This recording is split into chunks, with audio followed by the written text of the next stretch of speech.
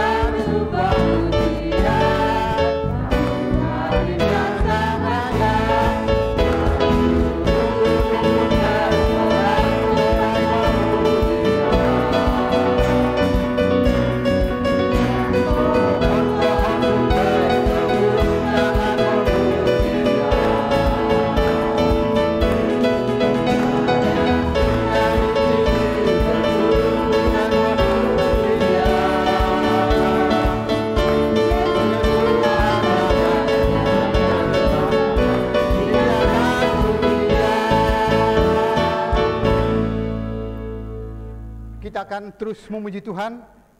Ada sukacita Bapak Ibu? Ya, mari kita angkat kembali pujian Ku Masuki Gerbangnya.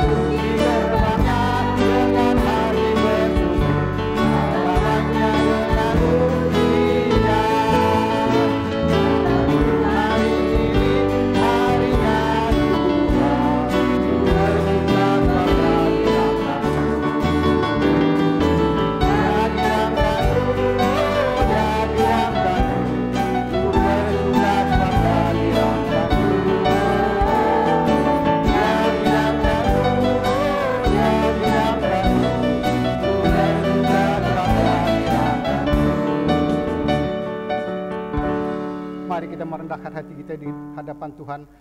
Kita mohon pertolongan Tuhan. Bahwa sesungguhnya pertolongan dalam ibadah raya pada minggu ini datangnya dari pihak Tuhan yang menjadikan langit dan bumi, yang tidak pernah meninggalkan ciptaan tangannya. Turunlah atas kita sekalian anugerah dan sejahtera dari Allah Bapa, Putra, dan Roh Kudus. Amin. Bapak Ibu, kami persilakan duduk kembali. Mari kita membuka Alkitab kita. Pada pagi hari ini, nats pembimbing terambil dari Mazmur 118 ayatnya 15 dan 16. Mazmur 118 ayat 15 dan 16. Kita akan baca bersama-sama. 1, 2, 3. Suara sorai dan kemenangan di kemah orang yang benar. Tangan kanan Tuhan melakukan pekerjaan. Tuhan berkuasa meninggikan, tangan kanan Tuhan melakukan perkasa. Demikianlah nas pembimbing pada pagi hari ini. Kita akan masuk dalam doa syukur dan pengampunan. Apakah Bapak Ibu yakin Tuhan Yesus itu baik? Tuhan Yesus itu sangat baik. Karena kita senantiasa selalu bersyukur apapun keadaan hidup kita. Sebelum kita berdoa, kita mengangkat pujian dalam Yesus, kekuatan di hidupku.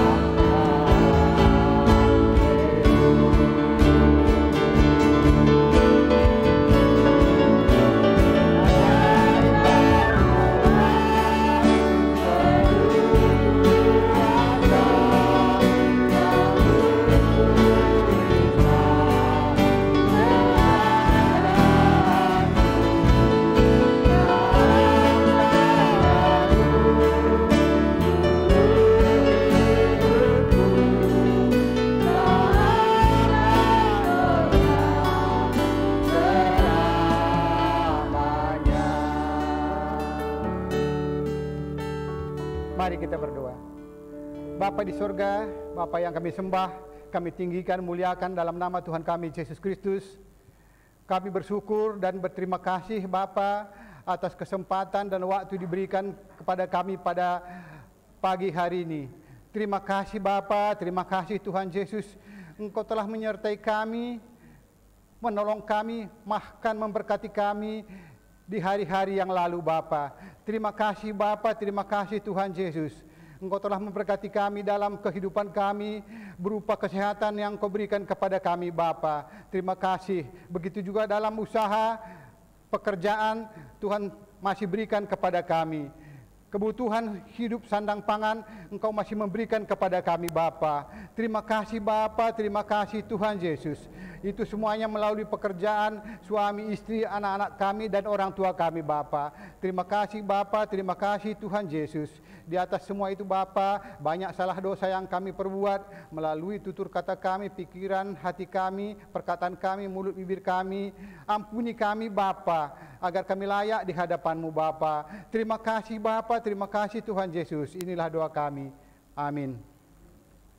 Kita akan masuk dalam pengakuan iman rasuli. Kami undang Bapak Ibu untuk bangkit berdiri, tapi sebelumnya mari kita membuka Alkitab kita untuk kita bermazmur.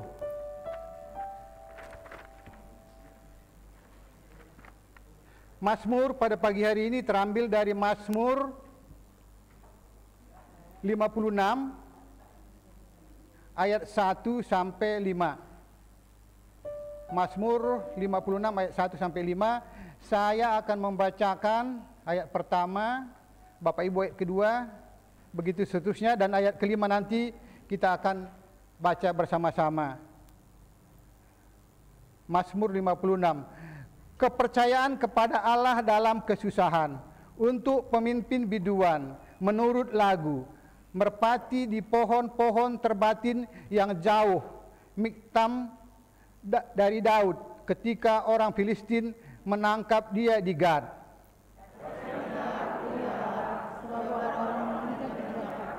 Sepanjang hari orang memerangi dan memimpin aku.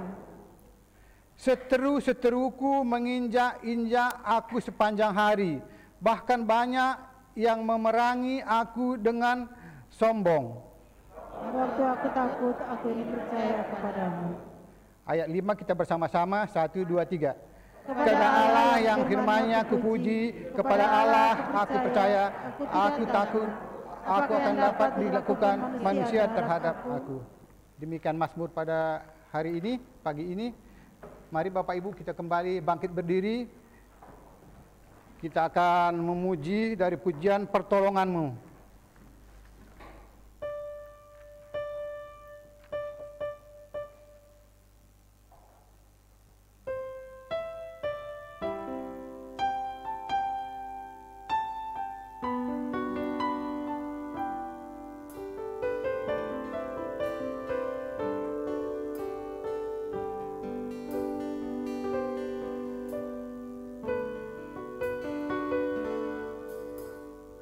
Hati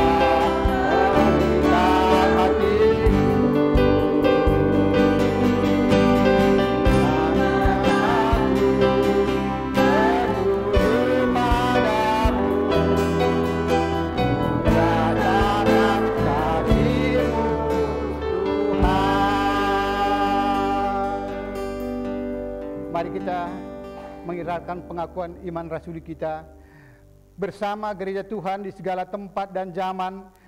Biarlah masing-masing berkata, aku percaya kepada Allah, Bapa yang Maha Kuasa, Khalik langit dan bumi, dan kepada Yesus Kristus Anaknya yang tunggal Tuhan kita, yang dikandung daripada Roh Kudus, lahir dari anak darah Maria, yang menderita sengsara di bawah perintahan Pontius Pilatus, disalibkan, mati dan dikuburkan, turun dalam kerajaan maut, pada hari yang ketiga bangkit pula di antara orang mati, naik ke sorga, duduk sebelah kanan Allah Bapa yang Maha Kuasa, dan akan datang dari sana untuk menghakimi orang hidup yang mati. Aku percaya kepada Roh Kudus, gereja yang kudus dan am, persekutuan orang kudus, pengampunan dosa, kebangkitan tubuh dan hidup yang kekal. Amin. Kami persilakan duduk kembali. Kita akan memberikan persembahan. Hendaklah masing-masing membawa persembahannya dengan sukacita, bukan dengan sedih hati atau terpaksa. Sebab Tuhan mengasihi orang yang memberi dengan sukacita. Sambil persembahan dijalankan oleh yang bertugas, kita mengangkat pujian persembahanku.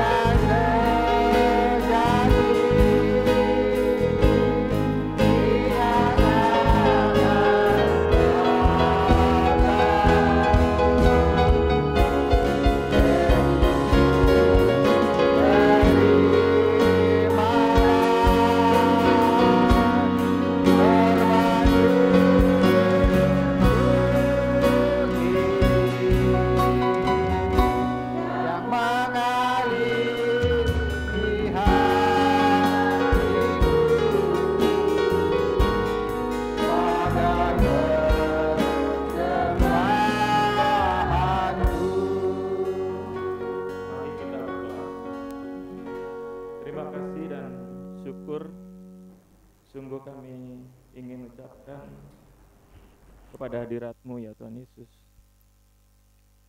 Seperti pujian yang baru kami sampaikan ya Tuhan, kami ingin memberikan yang terbaik kepada Engkau di pagi hari ini ya Tuhan Yesus. Kami ingin bersyukur untuk setiap berkat kehidupan yang Tuhan sudah berikan di dalam kehidupan kami. Kami ingin membawa persembahan terbaik ya Tuhan di pagi hari ini melalui pendengaran dengan firman-Mu. Juga kami boleh bersekutu lebih dalam dengan Engkau ya Tuhan Yesus. Ya Tuhan, kalau Engkau sudah melihat akan setiap tangan yang memberikan, sekiranya Tuhan terus memberkati kami ya Tuhan Yesus, melalui pekerjaan kami, melalui usaha-usaha yang kami lakukan ya Tuhan Yesus. Kami berdoa bagi pengelolaan persembahan ini ya Tuhan, semata-mata sekiranya ini bisa menjadi alat untuk perluasan kerajaan-Mu di atas muka bumi ini ya Tuhan Yesus. Terima kasih ya Tuhan Yesus, kami menyerahkan sekiranya setiap tangan yang sudah memberikan terus memberkati akan orang-orang ini, juga terus memberkati akan gereja kami ya Tuhan Yesus. Terima kasih ya Tuhan Yesus untuk persembahan kami alaskan di dalam nama-Mu Tuhan Yesus Kristus yang sudah mengajarkan doa sempurna demikian. Bapa kami yang di surga, dikuduskanlah nama-Mu, datanglah kerajaan-Mu, jadilah kehendak-Mu di bumi seperti di surga. Berikanlah kami pada hari ini makan kami yang secukupnya, dan ampuni segala kesalahan kami, seperti kami dan dan janganlah membawa kami dalam pencobaan, tetapi lepaskan kami dari yang jahat. Karena Engkau yang punya kerajaan dan kuasa dan kemuliaan sampai selama-lamanya. Amin. Amin. Kami silakan duduk kembali. Kita akan masuk dalam firman Tuhan yang akan disampaikan oleh Bapak Gembala. Namun sebelumnya, kembali kita mengangkat pujian, tangan Tuhan sedang merenda.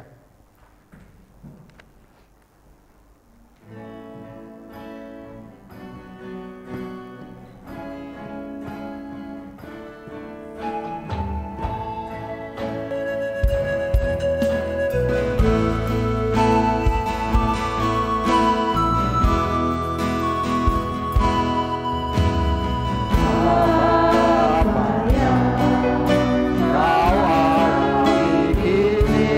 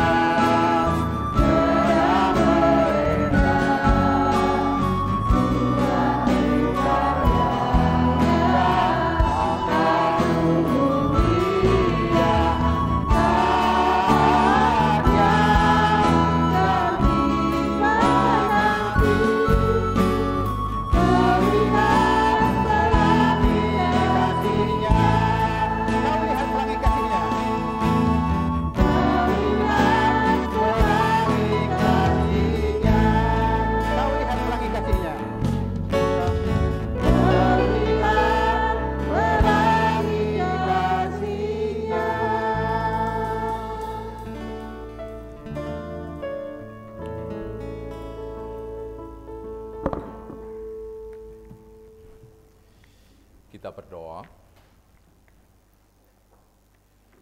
Bersyukur kepada Engkau ya Allah, di dalam nama Yesus Gembala kami yang baik, yang berkenan menganugerahkan kembali kesempatan kepada kami ada di sekitar firman-Mu.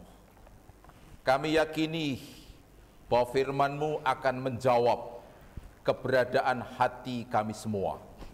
Hati yang susah, hati yang lemah, hati yang putus asa, hati yang menyimpang. Karena itu kiranya Roh Kudus sungguh bekerja dengan otoritasnya, menjamah atas telinga, pikiran dan hati kami, dan juga atas Dia, hamba-Mu yang akan Tuhan pakai untuk menyampaikan firman itu kepada kami. Dan kini berfirmanlah ya Tuhan, kami semua sudah siap untuk menerimanya. Dalam nama Yesus, firman hidup yang kekal, kami sambut firman-Mu. Haleluya. Amin. Salam. Shalom. Apa kabar Bapak Ibu? Luar biasa. Sebagian kecil saja yang luar biasa, yang lainnya diam. Ya. Oke. Kita akan merenungkan kembali pada pagi hari ini satu bagian firman Tuhan. Tema minggu pertama bulan ini yaitu hidup di tangan Tuhan. Minggu kedua, hidup dibentuk oleh tangan Tuhan. Yang ketiga, hidup sebagai alat Tuhan. Dan hari ini yaitu bekerja dengan tangan Tuhan. Keluaran 13 ayat yang ketiga.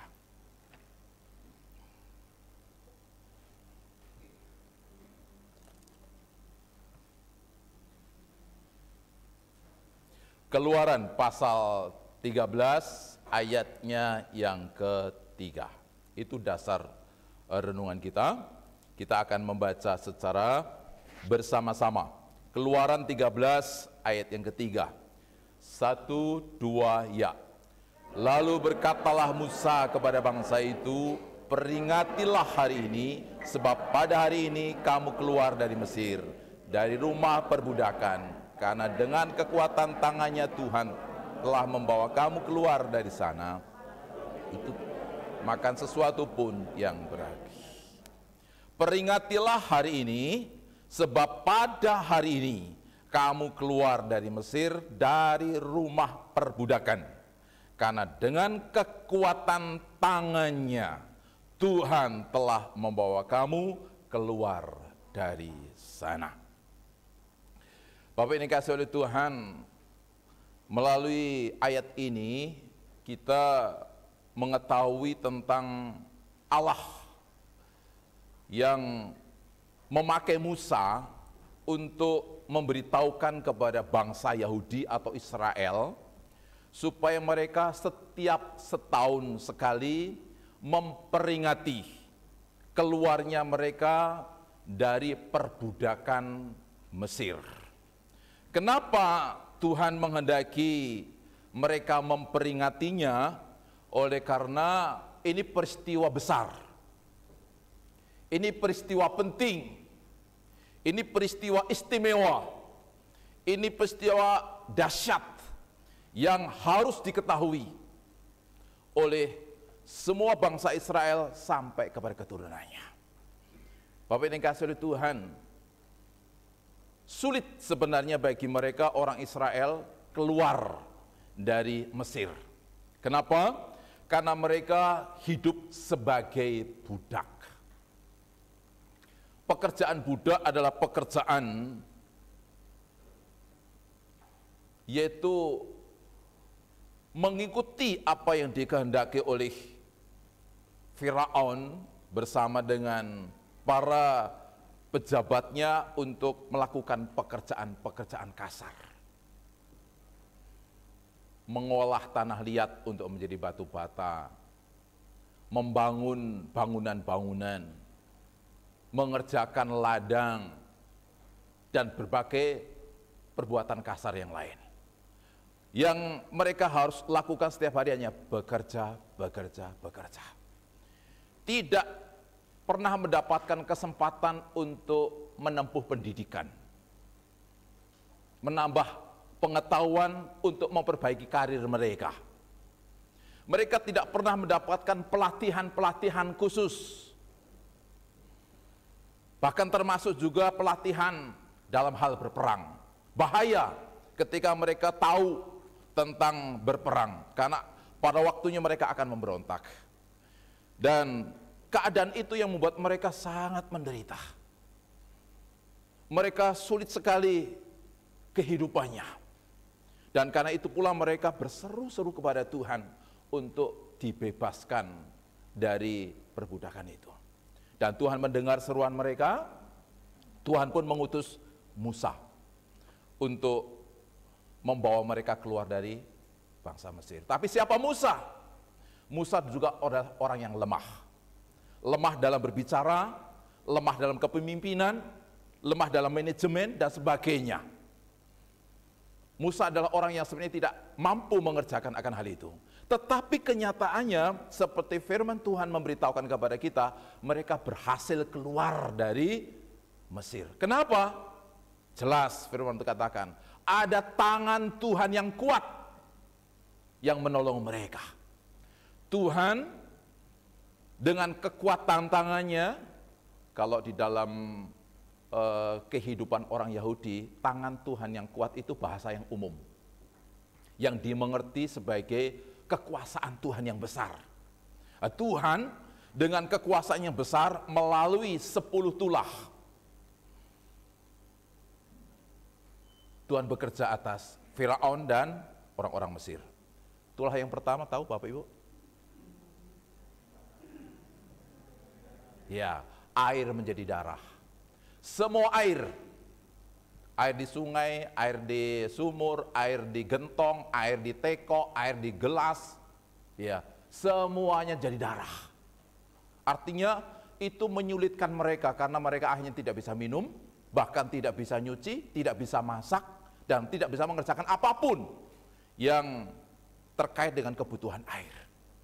Tetapi itu pun tidak membuat mereka akhirnya melepaskan bangsa Israel dalam pengakuan bahwa Allah berkuasa. Sampai ke tulah yang kedua, ketiga sampai 9 pun ternyata juga tidak berhasil untuk membuat Firaun mengakui kuasa tangan Tuhan dan melepaskan bangsa Israel. Baru tulah yang ke-10, kematian anak sulung. Semua keluarga orang Mesir berduka. Tidak ada yang mengalami kedukaan, sehingga sulit untuk mendapatkan penghiburan saat itu. Siapa menghibur siapa tidak bisa didapati. Kenapa? Karena semua orang berduka, bahkan mengalami kerugian besar secara ekonomi. Karena yang mati itu bukan hanya anak sulung dari manusia, tetapi juga binatang-binatang peliharaan juga mati. Nah, ini menjadikan Firaun sungguh ketakutan dan pada akhirnya mengakui kuasaan Tuhan dan melepaskan orang Yahudi meninggalkan Mesir.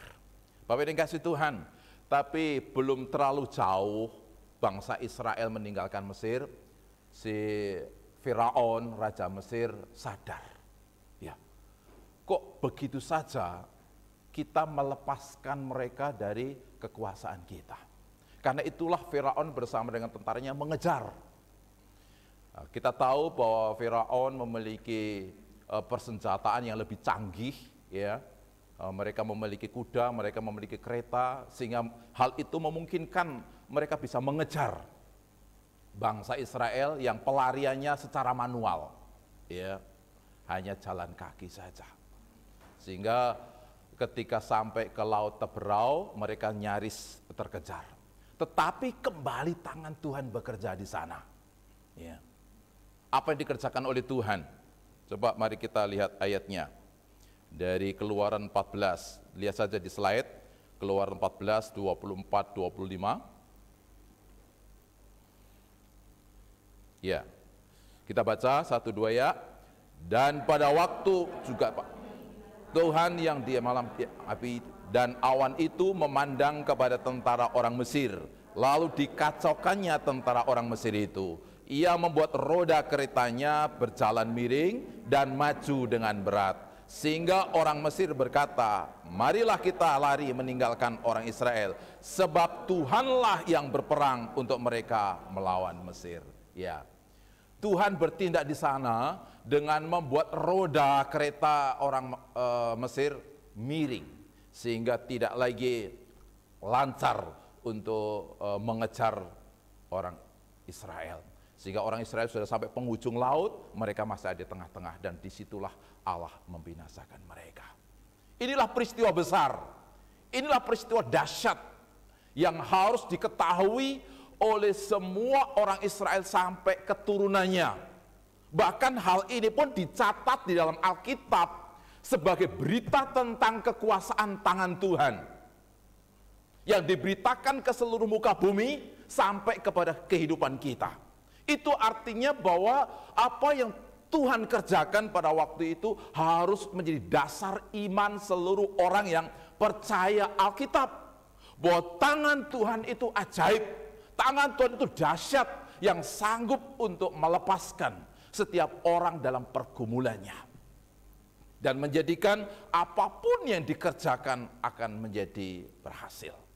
Bapak dan kasih oleh Tuhan, jadi kalau pada siang hari ini kita bersama-sama membaca merenungkan firman Tuhan, itu bukan hanya diperuntukkan bagi mereka orang Israel, tapi pesan tentang kekuasaan Allah yang melampaui segala kekuatan Firaun, yang saat itu kekuasaannya bukan hanya diakui di tengah bangsanya, tapi bangsa-bangsa lain, ya, kuasa itu pula yang akan dianugerahkan kepada kita sekalian. Coba dikasih oleh Tuhan. Karena itu penting bagi kita untuk kita mengerjakan segala sesuatu dengan tangan Tuhan. Mengerjakan segala sesuatu dengan kuasa dari Tuhan. Itu yang akan menjamin apapun yang kita kerjakan akan memperoleh hasil yang baik. Nah, bagaimana supaya kuasa Tuhan itu efektif bekerja di tengah-tengah apapun yang kita kerjakan? Di tengah kita menjalankan usaha kita, menjalankan pekerjaan kita, menjalankan pendidikan kita, menjalankan rumah tangga kita, dan sebagainya. Yang pertama, ya, jangan hidup di dalam dosa. Kita buka ayatnya, Yesaya 59.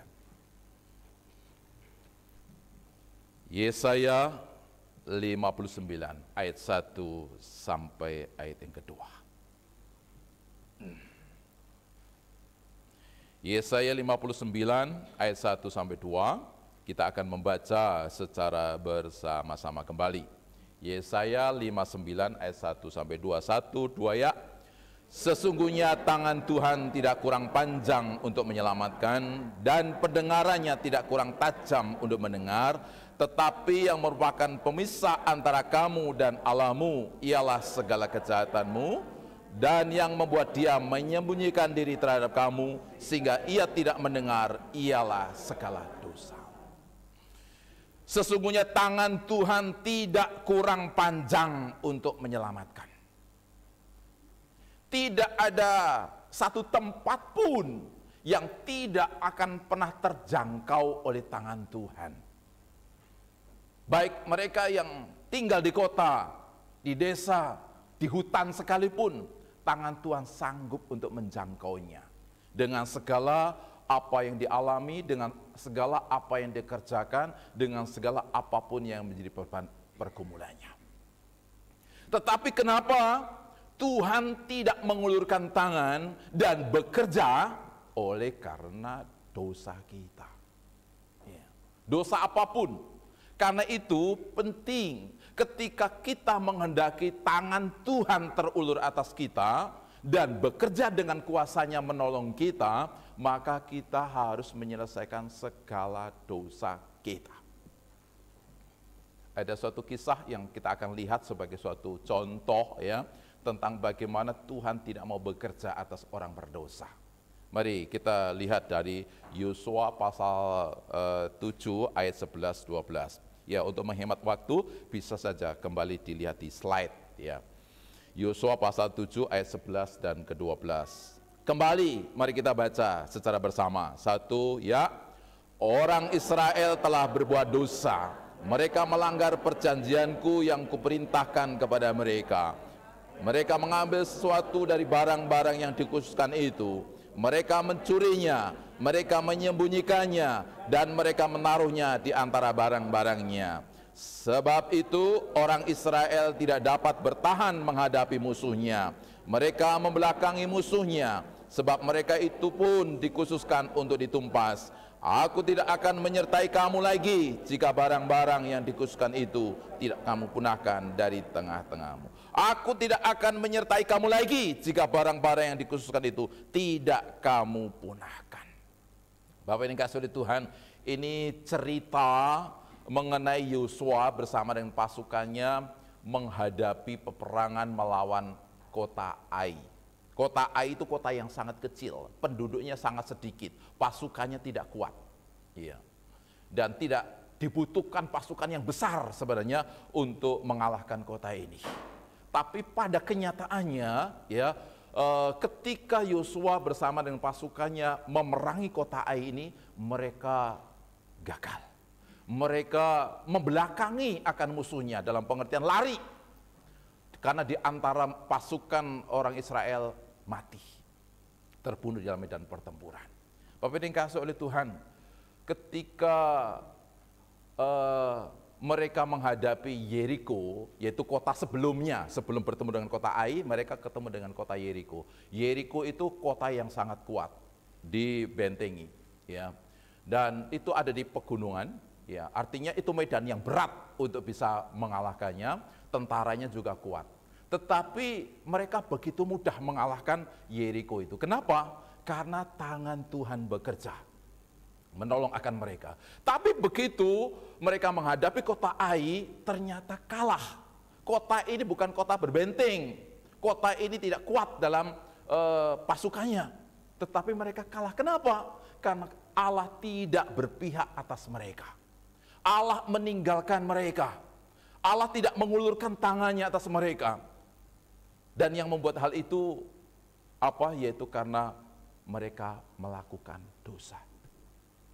Mereka melanggar hukum Tuhan.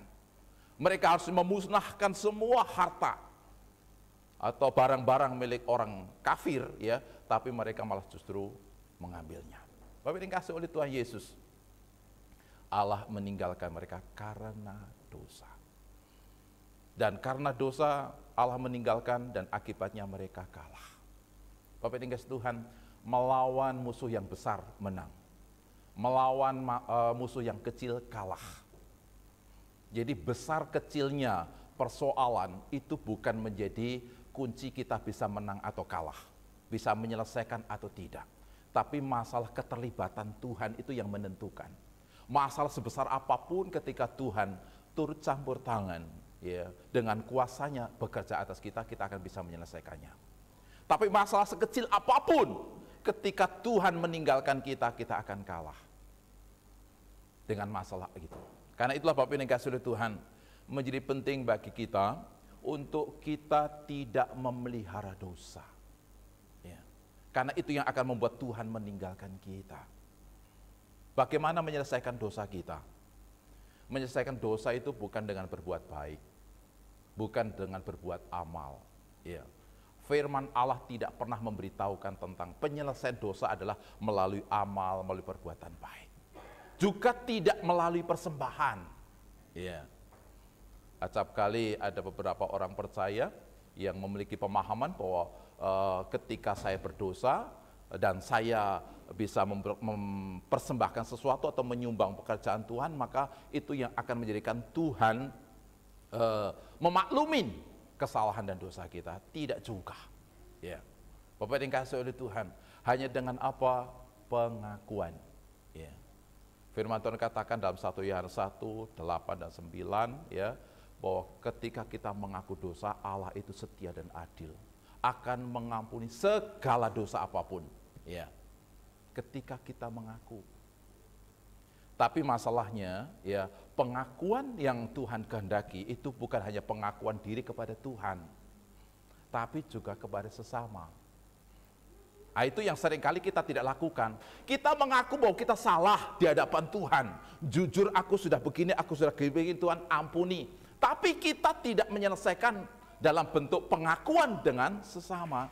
Coba buka satu ayat firman Tuhan di dalam Yakobus pasal 5. Yakobus pasal yang kelima ayat 16. Yakobus itu setelah Ibrani, perjanjian baru ya.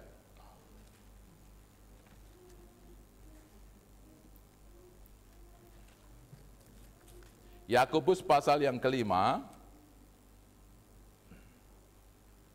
ayat yang ke-16.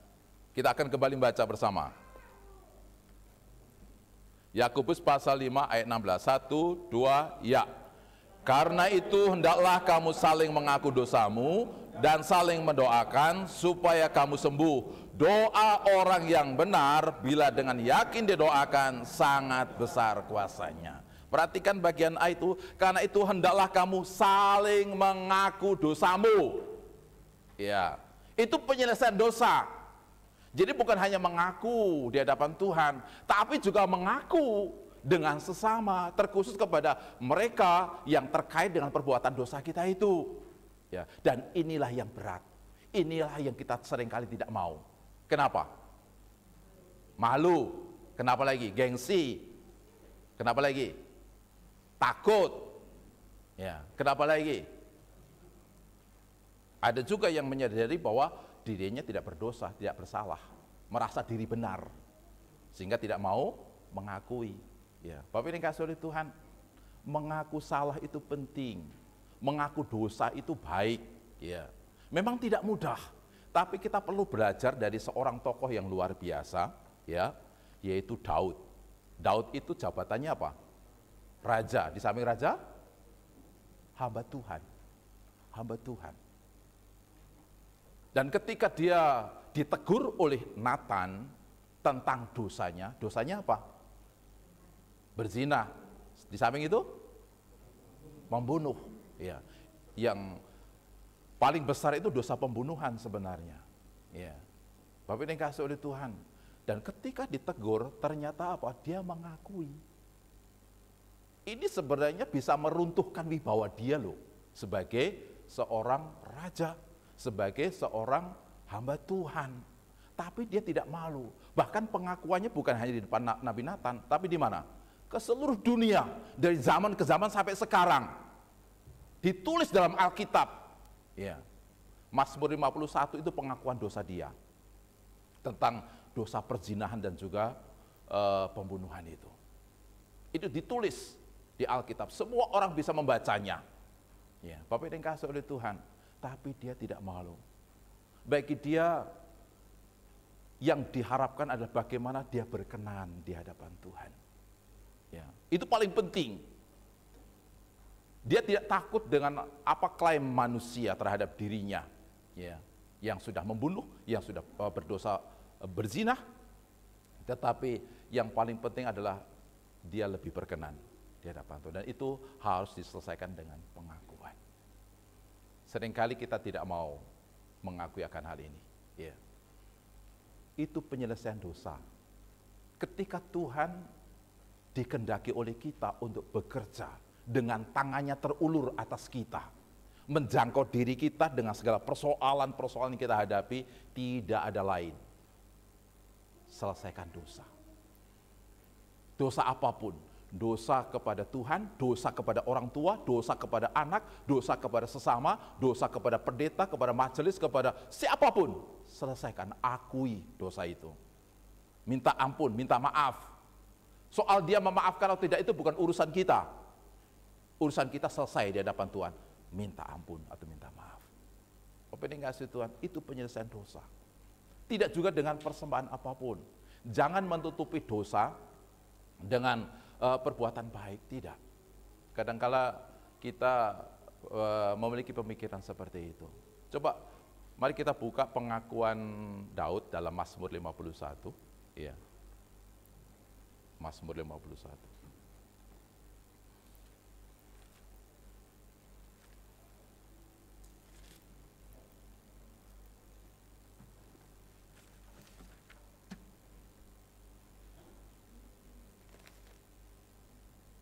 Mazmur 51, mari kita akan lihat dan di sana akan saya bacakan sebentar untuk ayatnya yang ayat pertama, ya.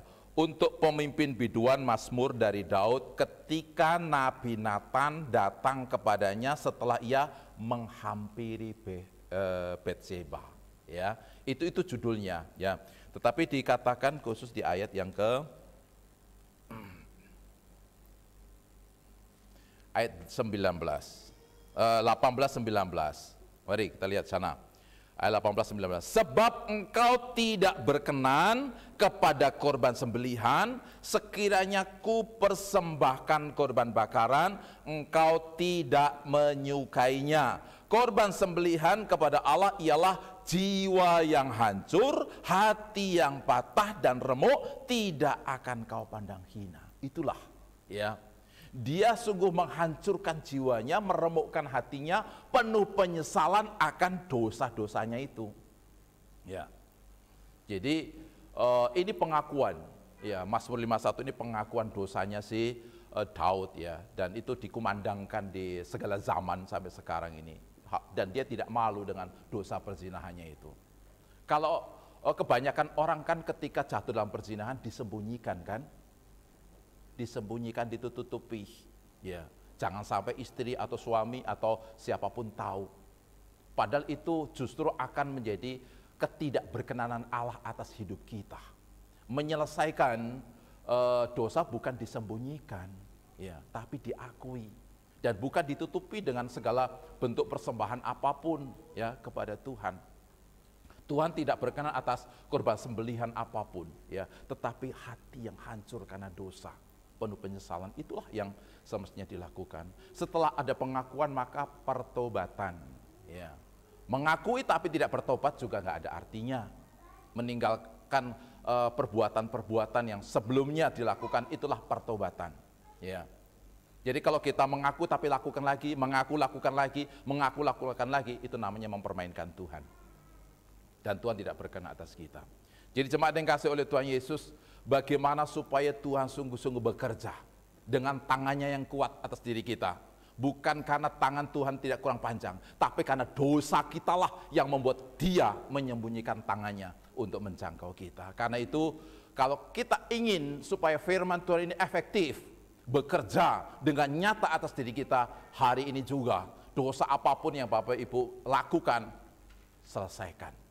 Berhenti, tinggalkan akan itu semua. Ya. Itu yang pertama. Yang kedua, apa yang harus dilakukan? Mari kita buka satu ayat lagi di dalam 1 Petrus. 1 Petrus pasal yang ke-5 ayat yang ke-6.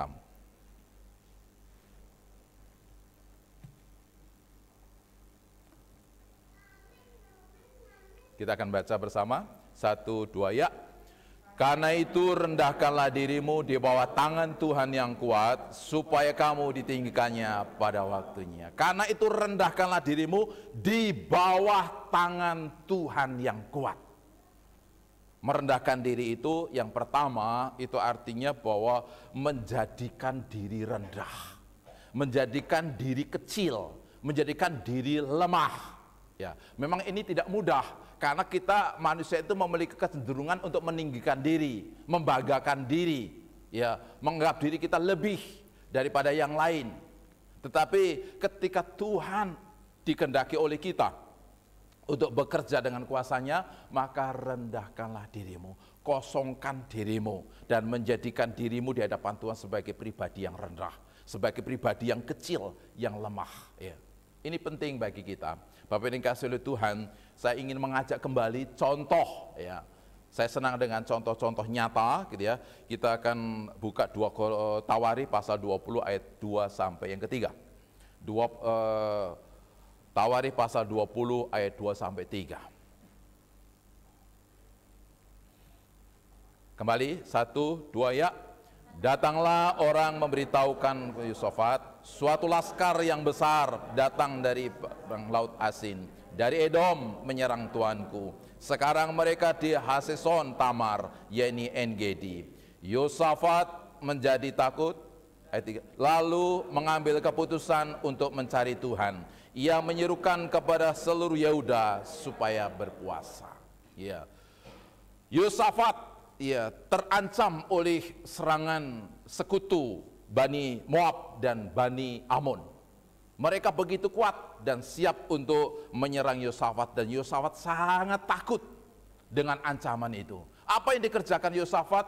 Dia pun menyerukan kepada seluruh masyarakat di bangsanya supaya bersama-sama berpuasa. Puasa adalah tindakan dalam Perjanjian Lama sebagai bentuk tindakan merendahkan diri. Berpuasa dalam Perjanjian Lama itu biasanya pertama pakai kain kabung. Yang kedua, biasanya itu kepalanya ditaburin abu atau debu, ya, sebagai suatu kesadaran bahwa dirinya adalah berasal dari debu yang tidak berguna, yang tidak berharga, yang tidak istimewa, yang tidak luar biasa. Ya, itu cara mereka berpuasa. Ya, jadi merendahkan diri. Dan bagaimana hasil ketika Yosafat merendahkan diri dengan puasa bersama dengan mereka masyarakatnya? Luar biasa. Tuhan pun bekerja dengan tangannya. Hasilnya 24, ya, ayat yang ke-24. Dari 2 Tawarikh pasal 20 ayat 24, 1, 2, ya.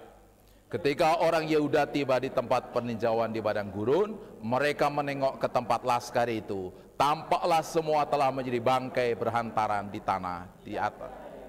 Ya. Luar biasa. Ketika orang Yehuda tiba di tempat peninjauan di padang gurun, mereka menengok ke tempat laskar itu. Tampaklah semua telah menjadi bangkai berhantaran di tanah, tidak ada yang terluput. Sebelumnya laskar ini sangat menakutkan, ya. Tetapi ketika akhirnya dia merendahkan diri bersama-sama dengan masyarakat di bawah pimpinannya untuk meminta pertolongan daripada Tuhan, mereka pun pergi ke medan pertempuran dan ditemukannya apa? Bukan laskar yang kuat, yang ganas, yang siap membunuh mereka, tapi justru bangkai-bangkai dari laskar musuhnya itu. Luar biasa. Apa yang membuat musuhnya itu mati tak terluput satupun? Tangan Tuhan yang bekerja. Ketika laskar itu berangkat menuju ke tempat Yosafat, mereka dihadang oleh orang Seir. Ya, mereka berperang bersama dengan orang Seir. Tapi orang Seir pun sebenarnya dikalahkan juga. Tapi setelah melawan orang Seir, mereka justru apa? Saling membunuh satu dengan lain. Ya. Aneh kan? Mereka itu satu pasukan besar, tetapi mereka saling membunuh satu dengan lain sehingga semuanya mati. Dan ketika Yosafat bersama dengan pasukannya sampai medan pertempuran, yang didapati bukan hanya bangkai-bangkai, tetapi jarahan harta benda yang dibawa oleh mereka sebagai perbekalan perang itu. Dan berapa lama menjarah itu? 3 hari. 3 hari baru selesai menjarah barang-barang. Itu artinya apa? Sangat banyak sekali. Bukan kematian, bukan kekalahan, malah keuntungan besar didapat oleh mereka. Kenapa? Ada tangan Tuhan yang bekerja. Dan kenapa tangan Tuhan bekerja? Karena mereka merendahkan diri di bawah tangan Tuhan yang kuat itu. Bapak dan Ibu oleh Tuhan. Jadi mengosongkan diri atau melemahkan diri, mengecilkan diri di hadapan Tuhan ketika kita menghadapi apapun, itu penting. Tapi ketika kita hidup dalam kecongkakan, kesombongan, kemegahan diri, itulah awal kehancuran kita. Ya. Kalau Bapak Ibu ingin ya Tuhan bekerja dengan luar biasa, waktunya saat ini. Untuk sungguh-sungguh melemahkan diri, mengecilkan diri di hadapan Tuhan, merendahkan diri sedemikian rupa. Merendahkan diri itu juga bisa dinyatakan dalam bentuk ketaatan. Taat. Ya. Orang yang tidak taat berarti dia tidak merendahkan diri. Dia congkak, dia melawan. Karena itu merendahkan diri berarti itu dia taat. Dan kita akan melihat satu contoh lagi. Mari, Yohanes 21 ayat 5 sampai 6. Yohanes 21 5 sampai 6. 1, 2, ya. Kata Yesus kepada mereka, "Hai anak-anak, adakah kamu mempunyai lauk pauk?" Jawab mereka, "Tidak ada." Maka kata Yesus kepada mereka, "Tebarkanlah jalamu di sebelah kanan perahu, maka akan kamu beroleh." Lalu mereka menebarkannya dan mereka tidak dapat menariknya lagi karena banyaknya ikan. Satu malaman mereka mencari ikan. Hasilnya apa? Gatot, gagal total. Tak seekor pun didapatkan. Tapi begitu menjelang siang, Yesus menjumpai mereka dan bertanya, "Adakah kamu lauk pauk?" Dengan sedih hati mereka katakan, "Tidak ada." Bapak ini kasih oleh Tuhan. Saat itu pula Yesus perintahkan, "Tebarkan jalamu di sebelah kanan." Hasilnya apa? Dikatakan oleh firman Tuhan, mereka menarik jala itu tidak kuat karena saking banyaknya ikan yang ada dalam jala itu. Kata mereka ini kan berarti mereka bersama-sama mengerahkan kekuatannya. Bukan seorang diri, tapi mereka beberapa murid Yesus itu yang menarik jala dan tidak mampu. Karena besar dan banyak ikan-ikan yang ditangkap. Bapak ini kasih oleh Tuhan Yesus. Dan hal itu yang menjadi kuncinya kenapa? Karena mereka taat. Secara ilmu apapun sulit sebenarnya apa yang diperintahkan oleh Yesus itu akan berhasil. Ya, karena waktunya adalah waktu siang hari. Beberapa ikan laut itu ketika siang hari justru masuk ke dalam, ya, menjauhi sinar matahari, menjauhi panas. Ya. Tidak semua ikan sih seperti itu, tapi kebanyakan seperti itu. Baru nongol lagi ketika malam hari. Ya. Bapak ini kasih oleh Tuhan. Di samping itu juga mereka ya disuruh menjalannya di mana? Di pinggiran, bukan di tengah-tengah. Secara ilmu apapun sulit. Untuk apa yang diperintahkan oleh Yesus akan berhasil. Tetapi mereka taat. Padahal sebenarnya mereka punya alasan, "Siapa kamu? Loh, kami ini anak nelayan. Pengalaman dalam hal nelayan, siapa kamu?" Yesus sebagai manusia, sebagai anak siapa? Tukang kayu. Tukang kayu nyuruh apa? Nelayan untuk mencari ikan dengan caranya. Ya. Secara logika. Tapi itu tidak menjadi alasan bagi mereka untuk tidak taat. Ketaatan itu bukti bahwa kita merendahkan diri di hadapan Tuhan, tunduk dan apapun yang Tuhan kehendaki lakukan, kita lakukan. Dan hasilnya apa? Hasilnya luar biasa. Ya. Bapak yang kasih oleh Tuhan. 2 malam lalu, ya saya dapat telepon, ngobrol dengan Ketua Sinode, Bapak Pendeta Grolius Puji Sanyoto, yang beberapa waktu lalu khotbah di gereja kita. Beliau di hari Senin yang lalu pas tanggal merah, pergi ke Jawa Tengah untuk mengadakan musyawarah daerah, dan hari Selasanya itu peletakan batu pertama di pos PI yang seringkali kita bantu, yaitu di Ringinsari, Boyolali. Ya, peletakan batu pertama untuk pembangunan gereja. Beliau sampaikan ada kisah yang sangat luar biasa terjadi di gereja itu, yaitu apa? Gereja ini ada di masyarakat yang sebenarnya tidak bisa untuk pembuatan sumur. Berbagai macam orang pintar dalam segala ilmunya maupun orang pintar dalam hal kesaktiannya, ya, diundang oleh orang-orang kampung itu untuk membuat sumur, tapi tidak berhasil. Karena memang kondisinya sulit untuk dibuat sumur, ya. Gereja GKIN di Ringinsari itu, ya, mau membangun dan itu butuh air. Dan karena itulah mereka bikin sumur. Apa yang mereka dengar dari cerita-cerita pengalaman orang yang membuat sumur di masyarakat itu tidak menyurutkan semangat mereka untuk membuat sumur. Dan ketika membuat sumur, apa hasilnya? Airnya membual. Banyak. Dan orang kampung diberkati melalui air itu.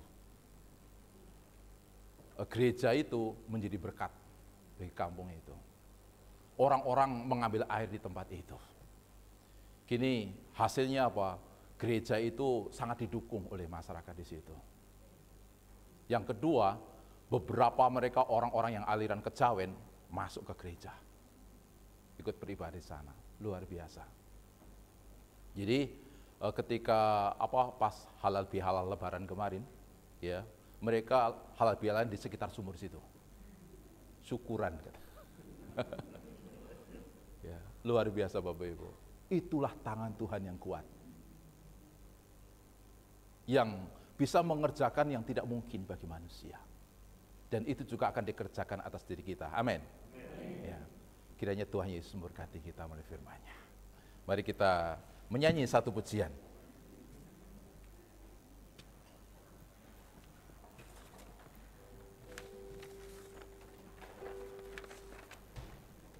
Tiada yang seperti Engkau.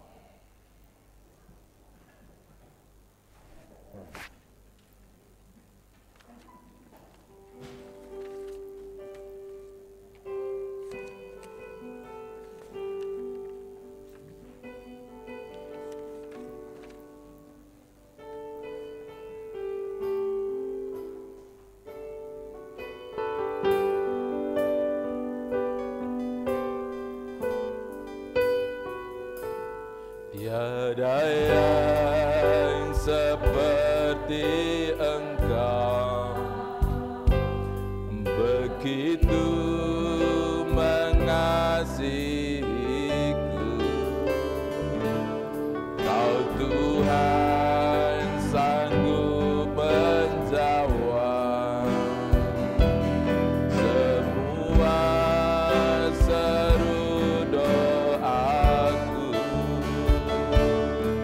Ada yang seperti Engkau, begitu mengasihiku. Kau Tuhan sanggup melawan seluruh kehidupanku. Aku percaya Tuhanku ajaib, Kau turun tangan memulihkanku. Aku percaya Tuhanku dahsyat, Kau turun tangan memberkatiku. Kita katakan tiada yang seperti Kau. Tiada yang seperti Engkau, begitu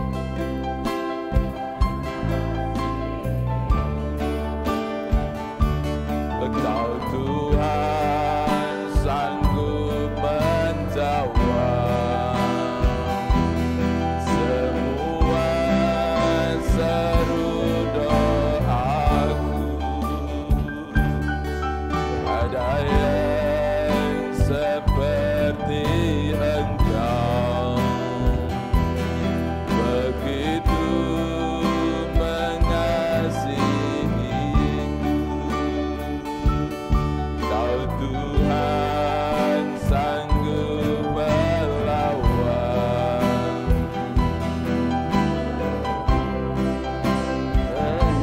kehidupanku. Aku percaya Tuhanku ajaib, Kau turun tangan memulihkanku. Aku percaya Tuhanku dahsyat, Kau turun tangan memberkati. Aku percaya Tuhanku dahsyat, Kau turun tangan memulihkanku. Aku percaya Tuhanku dahsyat, Kau turun tangan memberkatimu.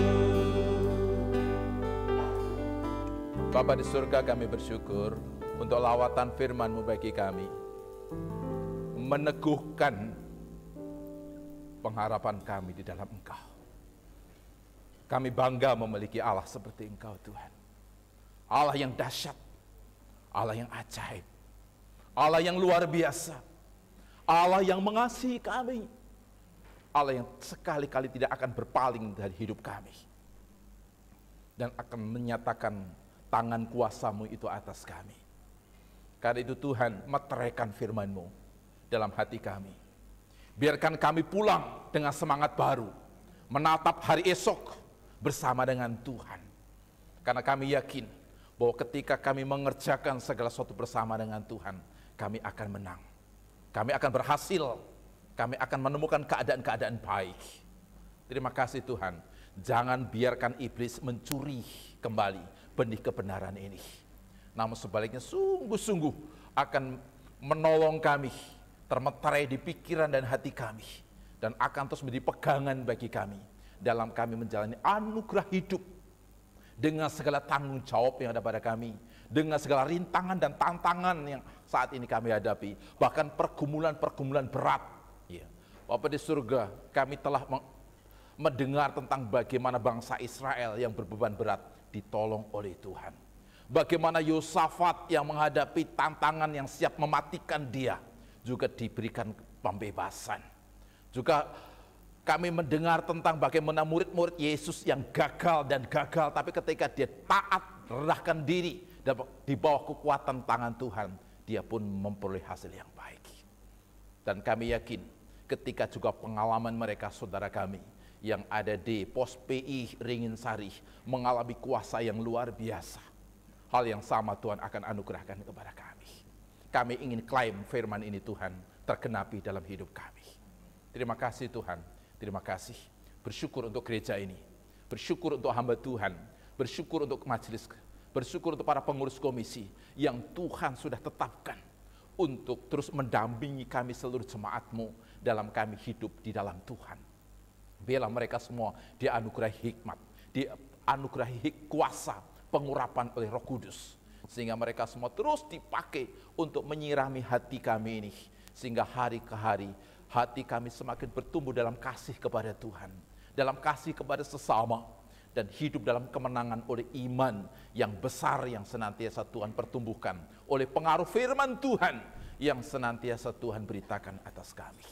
Program-program pelayanan yang di gereja ini diberkati oleh Tuhan, dan memberkati juga untuk seluruh pekerjaan Tuhan di tempat lain, melalui pemberitaan Injil Tuhan, melalui penggembalaan, pemuritan, pelatihan dalam iman Kristen dan pengutusan untuk menjadi orang-orang yang turut memperluas kerajaan Tuhan lewat pelaksanaan amanat agung-Mu, diberkati oleh Tuhan. Yang dilakukan di kota Jakarta bersama kami, yang dilakukan di Pulau Jawa, di Indonesia, di Asia, bahkan sampai ke ujung bumi, sehingga semua manusia akan tercelik mata hatinya tentang Engkau Allah yang ajaib, yang dahsyat, yang telah hadir ke tengah-tengah dunia melalui pribadi Yesus Kristus, yang siap menyatakan segala kebesaran dan kuasanya atas setiap orang yang percaya kepada Engkau. Bangsa negara kami bila juga diberkati oleh Tuhan dalam penanganannya atas COVID-19 yang belum tuntas untuk berhentinya ya Tuhan. Mari Tuhan menolong bangsa ini, pemimpin kami dan pihak-pihak terkait dalam penanganan COVID maupun juga pelaksanaan vaksinasi booster yang ada di seluruh lapisan masyarakat Indonesia diberkati, supaya ada hasil yang baik, yang maksimal untuk pemulihan bangsa negara kami, yang akan membawa dampak baik pula dalam pemulihan di segala bidang kehidupan masyarakat Indonesia. Teringat untuk saudara-saudara kami yang bergumul dengan sakit, baik untuk Ibu Rosa Sumokil, baik untuk Bapak Subagio, untuk Bapak Agus Mahakena, untuk anak Azriel, untuk Ibu Ninuk Sudarsih, dan jikalau engkau dapati jemaatmu sedang mengalami sakit juga, selain daripada mereka, nyatakan kemurahan-Mu, nyatakan kebaikan-Mu, nyatakan keajaiban dan kuasa-Mu atas mereka Bapa, yang Kau anugerahkan di atas iman, pengharapan, dan doa mereka kepada Tuhan. Dengan demikian mereka pun mengalami kesembuhan dan pemulihan dari Tuhan oleh anugerah kuasa-Mu itu. Terima kasih, segala pujian, hormat, kemuliaan hanya bagi-Mu. Inilah doa dan syukur kami dan syafaat yang kami naikkan kepada Engkau di dalam nama Yesus kami berdoa. Haleluya, amin. Amin. Tuhan memberkati kita sekalian.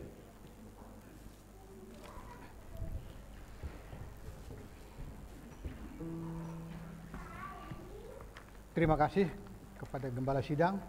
Kita telah dilawat lagi oleh firman Tuhan pada pagi hari ini. Kita akan menerima doa berkat yang akan dilayani oleh Bapak Gembala, dan kita menaikkan pujian doa Yabes.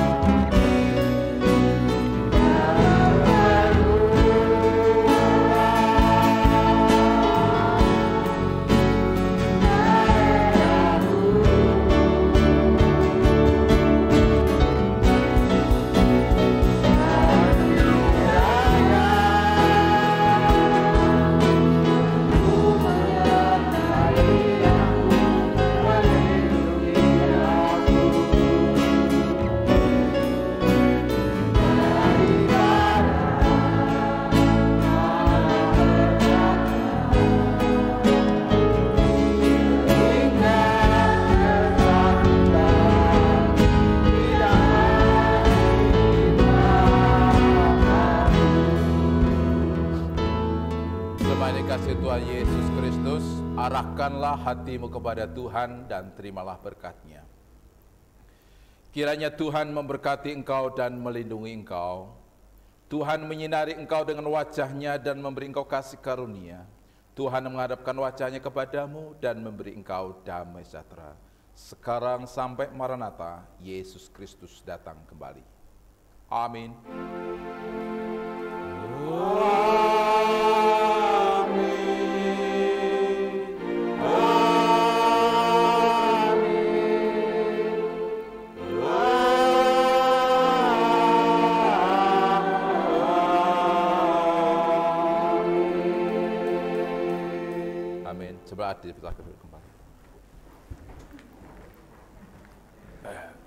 Kami mohon kesabaran Bapak Ibu sebentar, kita akan mendengarkan warta yang disampaikan oleh yang bertugas. Terima kasih.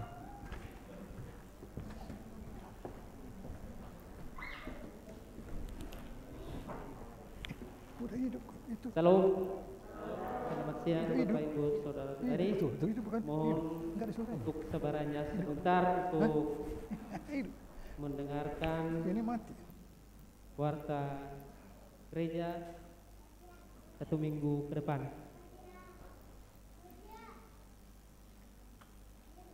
Petugas ibadah kenaikan Yesus Kristus tanggal 26 Mei tahun 2022.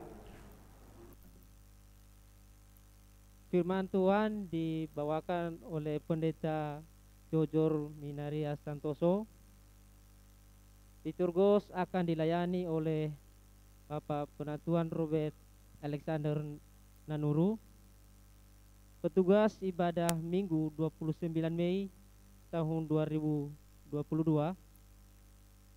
Firman Tuhan dibawakan oleh Pak Penatuan Robert Alexander Nanuru. Liturgos akan dilayani oleh Bapak Eli Abraham Porotican.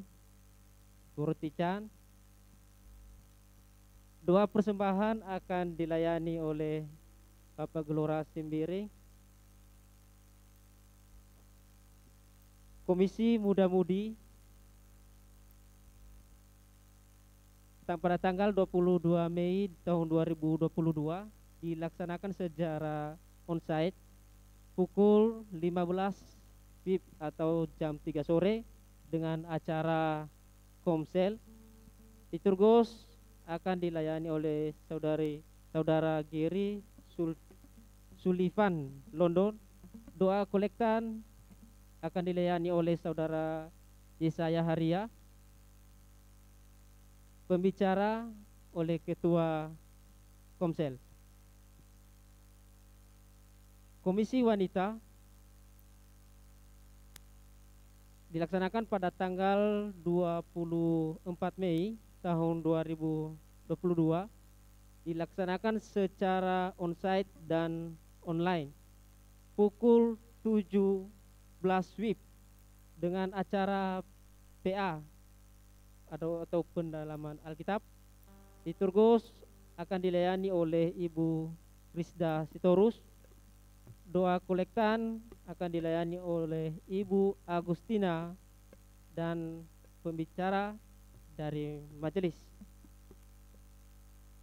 Komisi pria, ibadah online komisi pria diadakan pada tanggal 28 Mei tahun 2022 pukul 19 WIB dengan acara diskusi.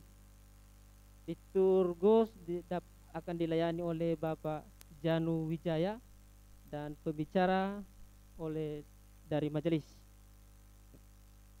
Kelas tunas remaja. Kelas tunas remaja akan dilaksanakan secara onsite pada hari Minggu tanggal 22 Mei 2022 pukul 15 WIB atau jam 3 sore dan dengan acara TJA, tanya jawab Alkitab. Liturgus akan dilayani oleh Saudari Salsa. Doa persembahan akan dilayani oleh Saudari Anya dan pembicara dari majelis. Pada hari ini persembahan minggu ini kantong 1 dan 2. Kantong pertama kantong untuk umum dan kantong yang kedua dia diakonia, dan kantong yang kedua persembahan kota 1 aneka perpuluhan syukur dan lain-lain, dan kota yang ke-1 gedung untuk gedung dan sarana. Terima kasih Bapak Ibu Saudaraku yang terkasih yang telah memberikan persembahannya. Tuhan Yesus memberkati. Nah, persembahan kepada Bapak Ibu Saudara-saudari yang mengikuti ibadah online atau yang ada di rumah boleh ditransfer melalui rekening BCA atas nama Bapak Gelorang Semiring. Pengumuman atas kota ibadah raya. Penambahan kota jemaat pada ibadah raya minggu akan dilaksanakan secara 100% dimulai pada minggu pertama bulan Juli tahun 2022, dan untuk beberapa minggu ke depan penambahan kuota kehadiran jemaat akan ditambah secara bertahap. Demikian informasi yang disampaikan. Nah, pelatihan khotbah dari Komisi Wanita dilaksanakan pelatihan khotbah bagi setiap jemaat yang rindu mengikutinya dapat mendaftar kepada Badan Pengurus Komisi Wanita. Pelatihan akan diadakan pada setiap hari Rabu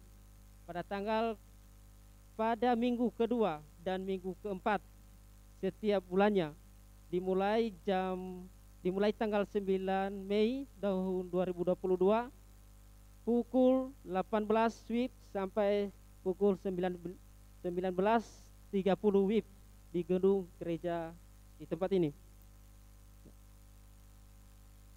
Pengumpulan barang bekas mungkin nanti akan disampaikan oleh Ketua Komisi Muda-Mudi, dan doa fajar akan dilaksanakan setiap hari Sabtu jam 5 pagi sampai jam 6 pagi.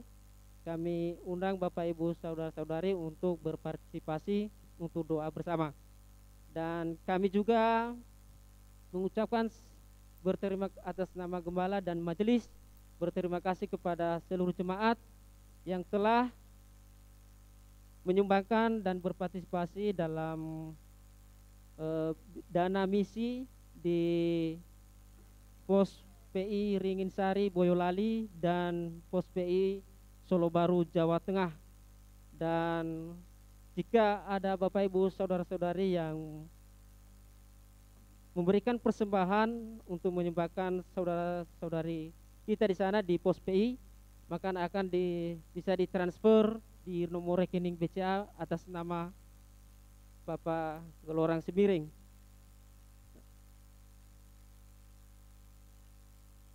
Yang berulang tahun atas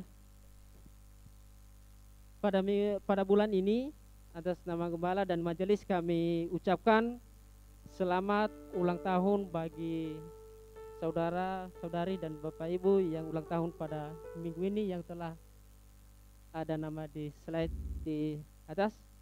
Selamat ulang tahun dan Tuhan Yesus memberkati. Dan setelah ini kami juga mempersilakan kepada Ketua Komisi Muda-Mudi untuk memperjelaskan pengumpulan barang bekas.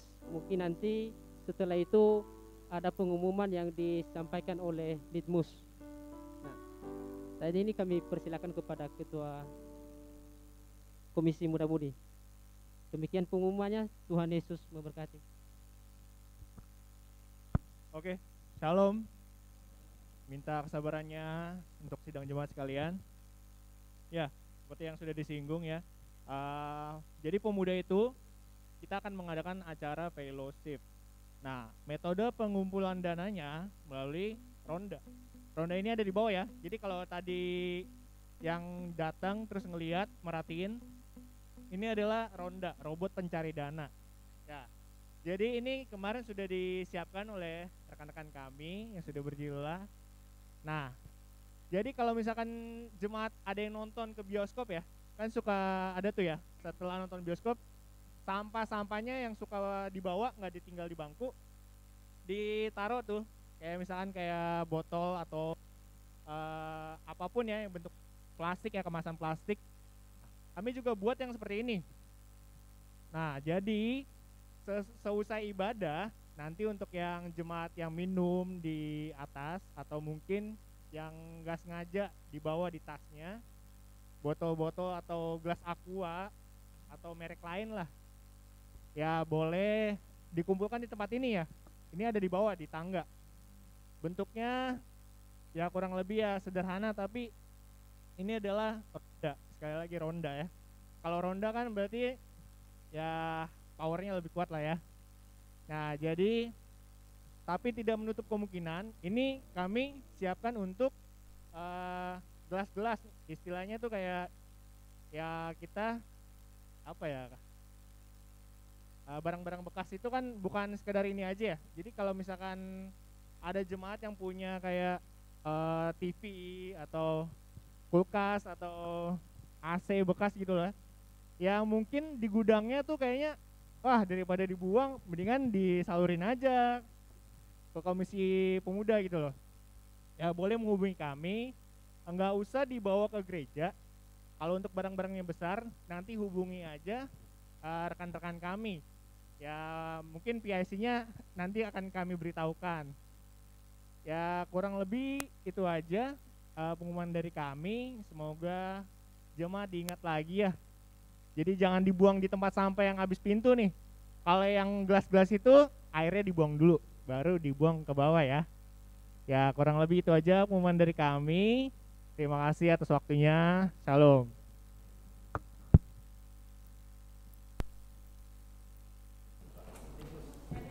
Lihat musim. Di sini. Oke.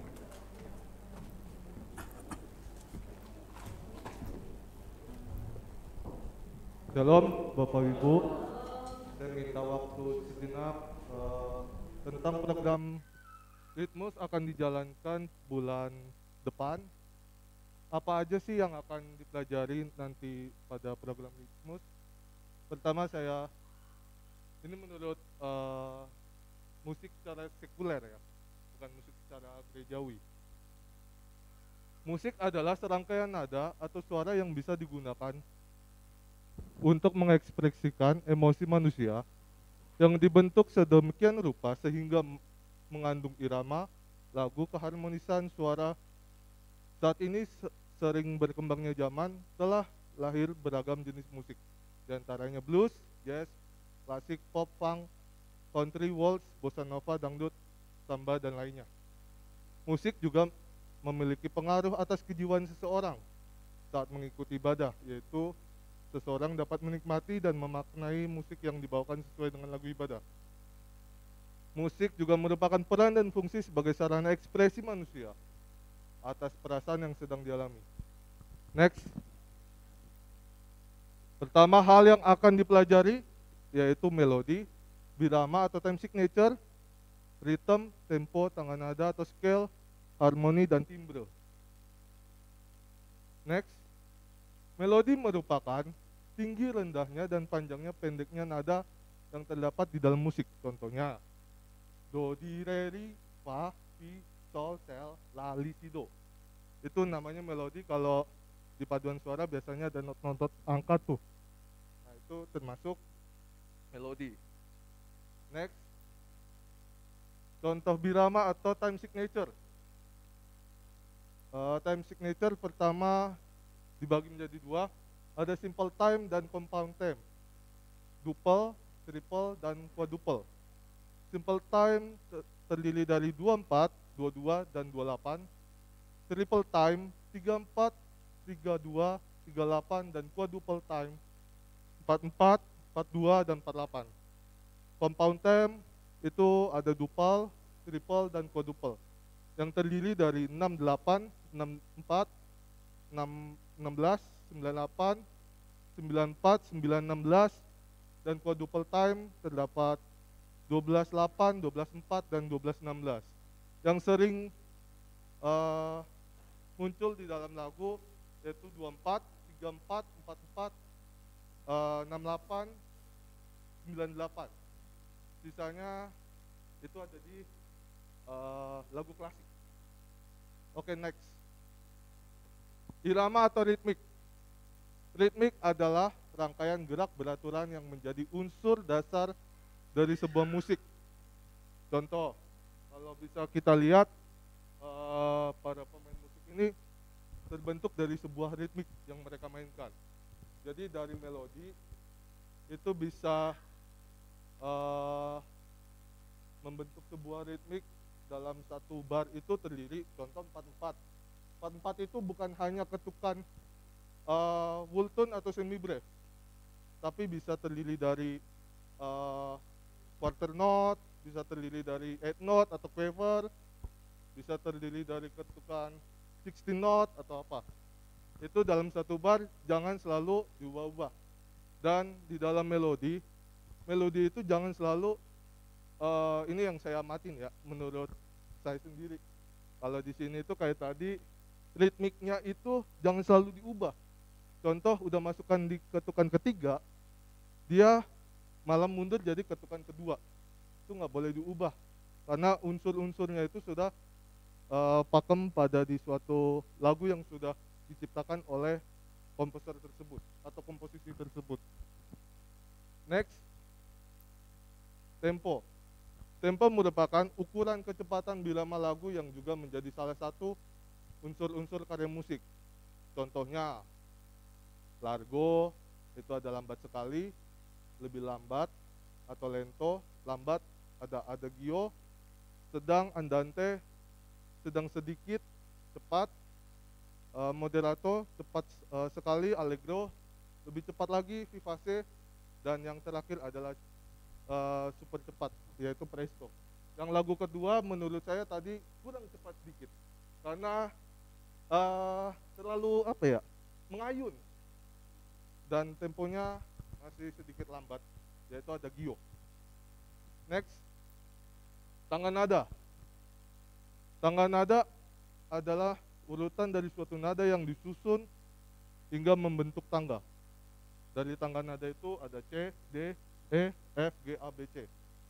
Dari sebuah tangga nada itu ada namanya interval, yaitu jarak antara nada dengan nada yang lain.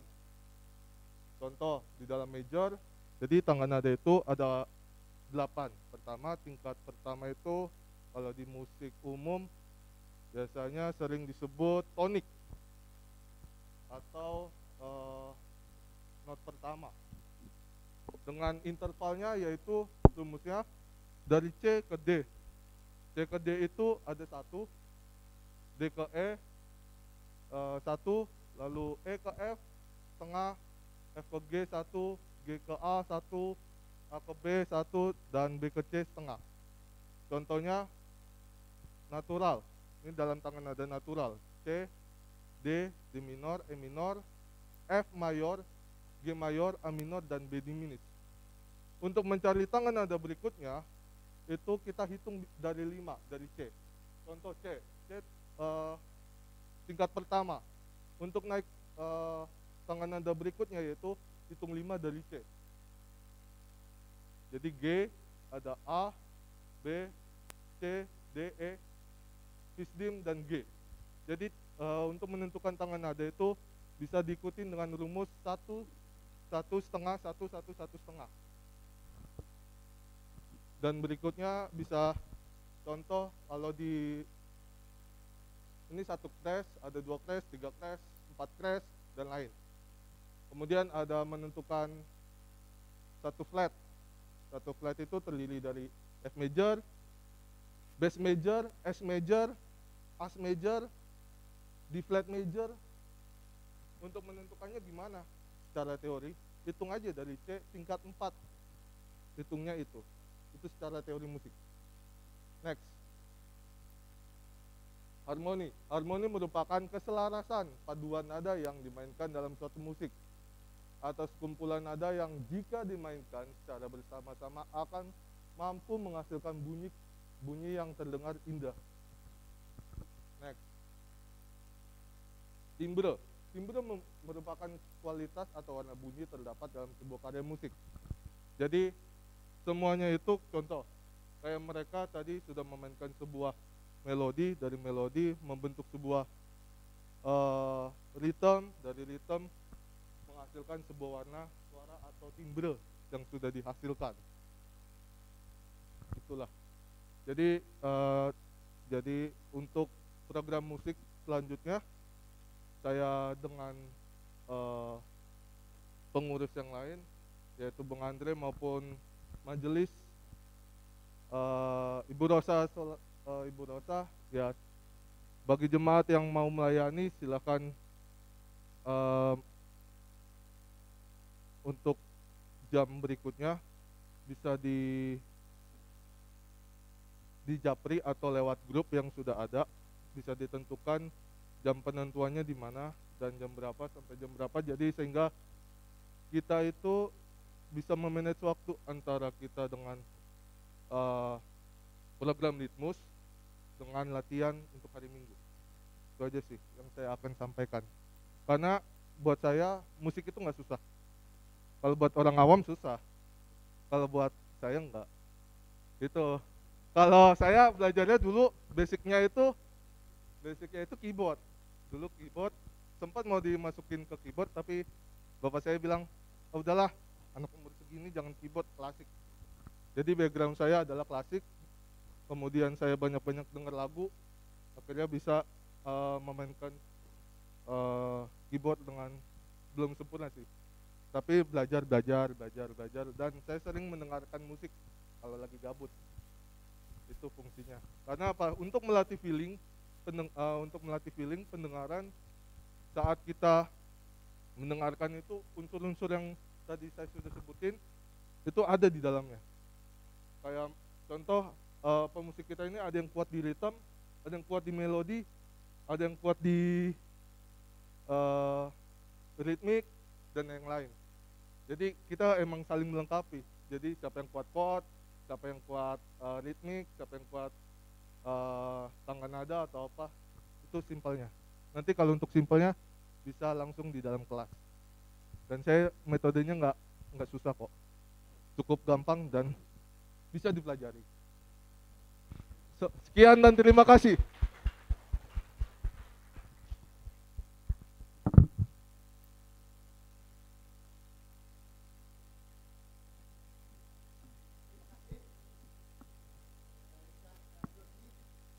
Mari kita mengumpulkan barang-barang bekas dan mari kita juga mendaftar untuk latihan musik. Ya. Bapak Ibu, kami undang bangkit berdiri. Kita akan pulang ke rumah tangga kita masing-masing. Kita akan menaikkan pujian, Jadikanku Rumah Doamu.